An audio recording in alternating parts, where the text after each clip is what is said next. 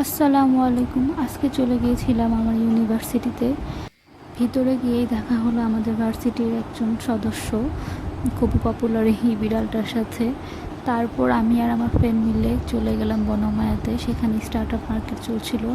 এখানে ভার্সিটির অনেক আপুরা এবং ভাইয়ারা অনেক ধরনের জিনিস নিয়ে বসেছিলেন। আমরা ঘোরাফেরা করে দেখছিলাম। এটা আসলে একটি ছোট পরিসরে মার্কেট চলছিল, কিন্তু এর থেকেও বড় করে আরও অনেক আয়োজন হয় এই বিজনেস নিয়ে। এখানে অনেক ধরনের ক্যান্ডেল ছিল সুন্দর, নিজেদের হাতে মেক করা। তারপর এই জুয়েলারিগুলো ছিল খুব পপুলার। এই জুয়েলারিগুলো আমার খুব পছন্দের, আমি এখান থেকে একটা নিয়েছি। তারপর এখানে ছিল কেকস, শাড়ি, আরও বিভিন্ন ধরনের খাবারের স্টল ছিল। তারপর আমি আর আমার ফ্রেন্ড মিলে ক্লাস শেষ করে চলে যাচ্ছিলাম বাইরে ৮ নম্বর গেটের সামনে।